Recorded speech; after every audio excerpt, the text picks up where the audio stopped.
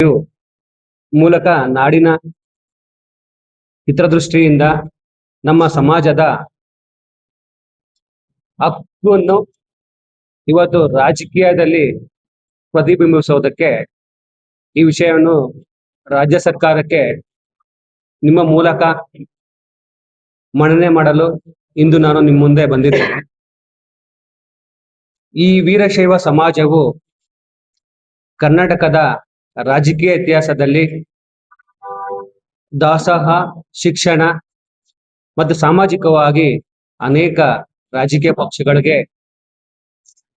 ಒಮ್ಮತವಾಗಿ ಬೆಂಬಲವನ್ನು ಕೊಟ್ಟು ರಾಜಕೀಯದ ಒಂದು ಇತಿಹಾಸ ಇವತ್ತು ನಿರ್ಮಿಸಬೇಕಾದ್ರೆ ನಮ್ಮ ಜನಾಂಗದ ಒಂದು ಬೆಂಬಲವು ಎಲ್ಲಾ ರಾಜಕೀಯ ಪಕ್ಷಗಳಿಗೆ ಬೇಕಾಗಿರೋ ವಿಷಯ ನಿಮ್ಗೆಲ್ಲ ಗೊತ್ತಿರುವ ವಿಷಯನೇ. ಈ ಮೂಲಕ ನಾನು ನಿಮ್ಮೆಲ್ಲರಲ್ಲಿ ನಿಮ್ಮ ಮುಖಾಂತರ ಈ ರಾಜ್ಯ ಸರ್ಕಾರಕ್ಕೆ ಒಂದು ಮನವಿ ಏನೆಂದರೆ, ಇಡೀ ನಮ್ಮ ಸಮಾಜ ಇಡೀ ದೇಶಾದ್ಯಂತ ಈ ರಾಜ್ಯದಲ್ಲಿ ಪ್ರಬಲರಾಗಿದ್ದಾರೆ. ಎಲ್ಲಾ ರಾಜಕೀಯ ಪಕ್ಷಗಳಿಗೆ ತಮ್ಮದೇ ಆದ ಒಂದು ಬೆಂಬಲವನ್ನು ಕೊಟ್ಟಿದ್ದಾರೆ.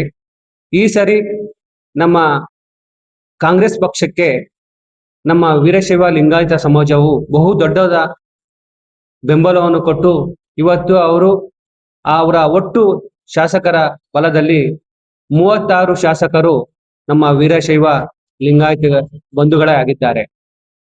ನಾನು ಇಲ್ಲಿ ನಮ್ಮ ಯಾವುದೇ ಒಂದು ಸಮಾಜಕ್ಕೆ, ಯಾವುದೇ ಒಂದು ಧರ್ಮಕ್ಕೆ, ಯಾವುದೇ ಒಂದು ವ್ಯಕ್ತಿಯ ನಿಂದನೆಗೆ ಈ ಒಂದು ಸುದ್ದಿಗೋಷ್ಠಿಯನ್ನು ನಾವು ಇವತ್ತು ಮನ್ನಣೆ ಮಾಡಕ್ಕೆ ಬಂದಿಲ್ಲ.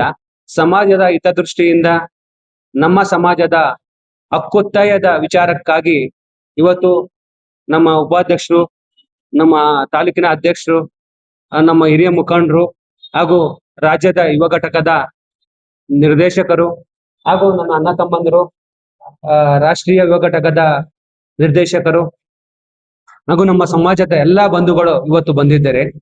ನಾವು ನಿಮ್ಮ ಮುಖಾಂತರ ಈ ಕಾಂಗ್ರೆಸ್ಸಿನ ಏನು ಅವರು ರಾಷ್ಟ್ರೀಯ ನಾಯಕರಿದ್ದಾರೆ ಅವ್ರಿಗೆ ಕೆಲವು ವಿಚಾರಗಳನ್ನು ನಾವು ನಿಮ್ಮ ಮುಂದೆ ವ್ಯಕ್ತಪಡಿಸಲು ಇಚ್ಛೆ ಪಡ್ತೇವೆ.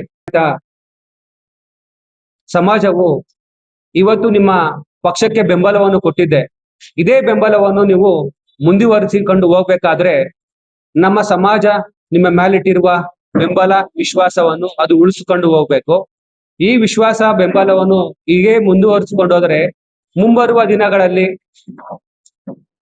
ಈ ಸಮಾಜದ ಒಂದು ನಂಬಿಕೆಯನ್ನು ಉಳಿಸಿಕೊಂಡು, ಈ ನಂಬಿಕೆ ಅನ್ನೋದು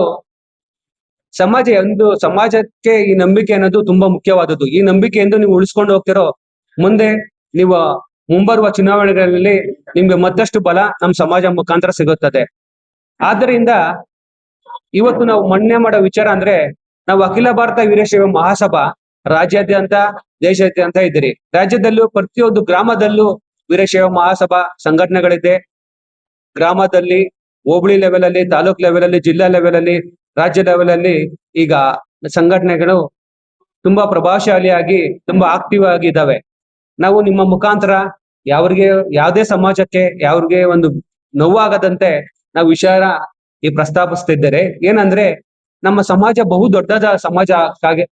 ದೊಡ್ಡ ಸಮಾಜ ಆಗಿರೋದ್ರಿಂದ ಈ ಸಮಾಜಕ್ಕೆ ನಮ್ಮ ಒಂದು ಸಮಾಜದ ಶಾಸಕರಿಗೆ ಒಂದು ಅಧಿಕಾರ ಕೊಟ್ರೆ ಈ ಸಮಾಜದ ಒಳಿತಿಗಾಗಿ, ಈ ಸಮಾಜದ ಯಶಸ್ಸಿಗಾಗಿ ಒಂದು ಒಳ್ಳೆ ಕಾರ್ಯವಾಗುತ್ತದೆ. ಅದರ ಜೊತೆಗೆ ನಾಡಿನ ಹಿತರಕ್ಷಣೆ ಆಗುತ್ತದೆ ಅಂತ ನಮ್ಮ ನಂಬಿಕೆಯಿಂದ ಈ ಮಾತುಗಳನ್ನು ಆಡ್ತಾ ಇದ್ದೇನೆ. ಈಗ ನಮ್ಮ ರಾಷ್ಟ್ರೀಯ ಅಧ್ಯಕ್ಷರಾದ ಈಶ್ವರ್ ಖಂಡ್ರೆ ಅವರನ್ನು ನಾವು ಒಬ್ಬ ಸೂಕ್ತ ವ್ಯಕ್ತಿ ಎಂದು ಗುರುತಿಸಿ, ಅವರು ಈಗಾಗಲೇ ಅರಣ್ಯ ಹಾಗೂ ಭೂ ಸಂರಕ್ಷಣೆ, ಅರಣ್ಯ ಮತ್ತು ವಿಜ್ಞಾನ, ಪರಿಸರ, ಭೂವಿಜ್ಞಾನ ಈ ಈಗಾಗಲೇ ಅವರು ಪ್ರಸ್ತುತ ಮಂತ್ರಿಗಳಾಗಿದ್ದಾರೆ. ಇವರು ಈ ಅರಣ್ಯ ಇಲಾಖೆಯಲ್ಲಿ